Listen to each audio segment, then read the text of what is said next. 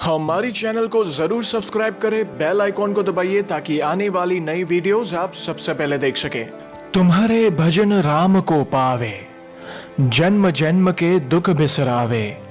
अंत काल रघुबरपुर जाई, जहां जन्म हरि भक्त कहाई।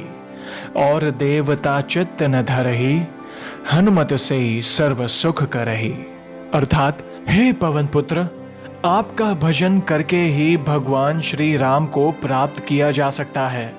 वह आपके स्मरण मात्र से ही जन्मों के पाप कट जाते हैं, दुख मिट जाते हैं। आपकी शरण लेकर ही मृत्यु पर्यंत भगवान श्री राम के धाम यानी बैकुंठ धाम में जाया जा सकता है, जहां पर जन्म लेने मात्र से हरि भक्त कहलाते हैं। जब आपकी सेवा, आपके स्मरण से सारे सुख प्राप्त हो जाते हैं, तो फिर और देवताओं में ध्यान लगाने की जरूरत नहीं है। हे वीर हनुमान जी, जो कोई भी आपके नाम का स्मरण करता है, उसके सारे संकट कट जाते हैं, सारे दुख, सारी तकलीफें मिट जाती है। नमस्कार दोस्तों, कैसे हो आप? हमारी चैनल में आप सभी का स्वागत है। मैं हूं आपका दोस्त Jayesh Vaghela, founder of dharmikstory.com and secret mysteries. दोस्तों, कई बार जिंदगी में ऐसा होता है कि आपकी तरक्की से कोई जलता हो, या कहे तो आपके टैलेंट या मेहनत की वैल्यू ना हो रही हो, या कोई आपसे जलकर आपकी सफलता में अड़चने डाल रहा हो, या बिना वजह आपको बदनाम करता हो। ऐसा ही कुछ इस भक्त के साथ हुआ। और हाँ दोस्तों, अगर आपने भी श्री हनुमान जी की कृपा या फिर चमत्कार को महसूस किया है तो आप भी अपना अनुभव मुझे ईमेल कर सकते हैं। मेरा ईमेल आईडी है dharmikstory@gmail.com। हम एक के बाद एक हमारे वीडियोस के जरिए आपके अनुभव को शेयर करेंगे।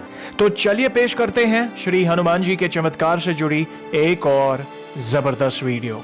मैं अपना नाम गुप्त रखना चाहता हूँ।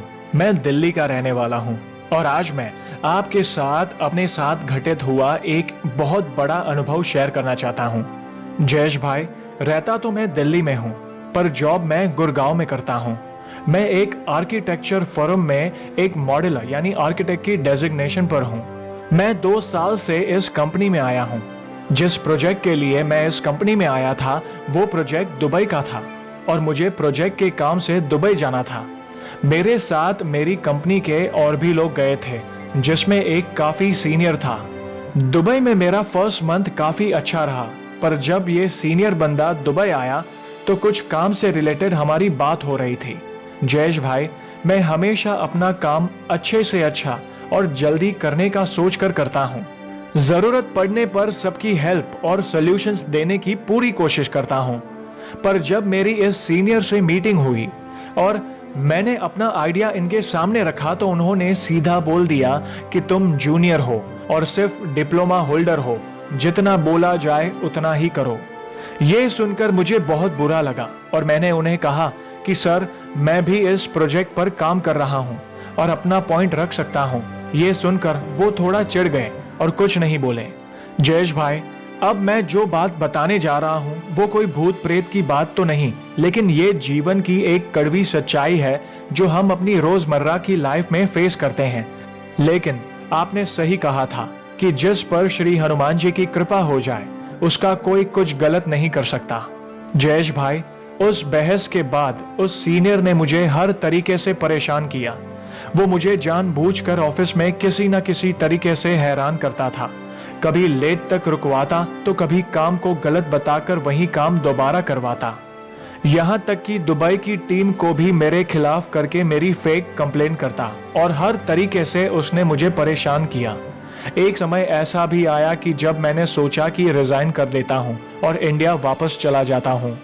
मैं आपको बताना भूल गया कि मैं हर शनिवार को दुबई में एक फेमस हिंदू मंदिर है, भगवान शिव का और बाकी देवी देवताओं की भी मूर्तियां स्थापित है, वहां मैं श्री हनुमान जी के दर्शन करने जाया करता था।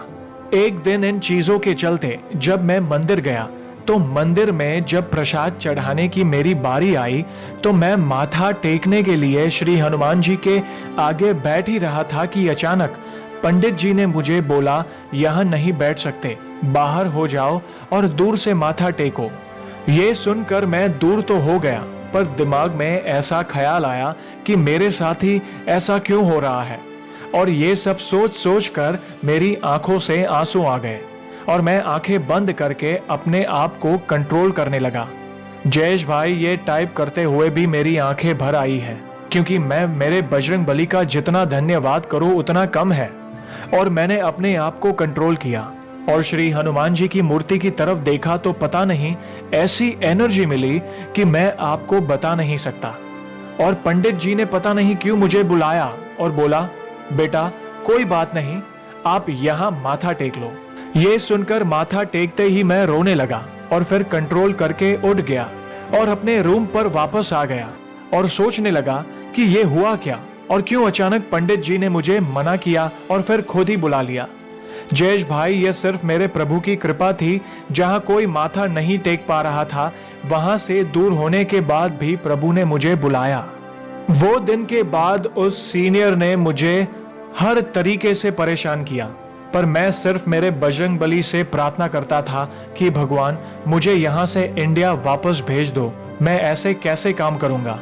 इसके बाद अचानक से उस सीनियर की तबीयत खराब हो गई और लगभग 2 हफ्ते तक वो ऑफिस नहीं आया और इस बीच मेरा असाइनमेंट पूरा होने को आ गया था और मैं इंडिया आने की तैयारी करने लगा। इंडिया आते ही उस सीनियर ने मेरे खिलाफ वही सब फेक कंप्लेंट्स करवाई और ये बात सबको पता थी कि ये सब वो बंदा जानबूझकर कर रहा है। पर श्री हनुमान जी की कृपा से वो सब कुछ करने के बाद भी मुझे वहां से नहीं निकाल पाया। और ये सब होने के बाद मुझे लगता था अब शायद ही मैं दोबारा इंडिया से बाहर जा पाऊंगा, क्योंकि इस बंदे ने मेरी इमेज बहुत ही खराब कर दी थी। पर कहते हैं ना, जब भगवान की कृपा हो तो किसी का कोई कुछ नहीं बिगाड़ सकता। जयेश भाई, आप यकीन नहीं करोगे, इस कंपनी में इतना सब होने के बाद भी मेरी मेहनत और टैलेंट देखकर मुझे परमानेंट कर दिया गया और मुझे ऑस्ट्रेलिया जाने का मौका भी मिला।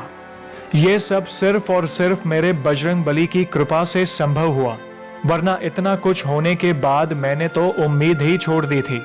जयेश भाई, आपको भी बहुत बहुत धन्यवाद जो आप सभी को श्री हनुमान जी की भक्ति के लिए प्रेरित करते हैं। मैंने सोचा था आपको ये सब जरूर बताऊंगा। तो दोस्तों, देखा आपने, भक्त पर कैसा भी घोर संकट क्यों ना आए, प्रभु अपने भक्त की सहायता करने जरूर आते हैं, क्योंकि वे अपने भक्त की आंखों में कभी आंसू नहीं देख सकते। तो ऐसे ही है हमारे बजरंग बली। तो दोस्तों, कैसी लगी श्री हनुमान जी के चमत्कार से जुड़ी आज की ये वीडियो को लाइक और शेयर जरूर करिएगा, ताकि ज्यादा से ज्यादा लोगों तक श्री हनुमान जी की महिमा को हम पहुंचा सके। और जल्द ही हम एक और सच्ची घटना के साथ वापस लौटेंगे। तब तक जय श्री राम, जय हनुमान।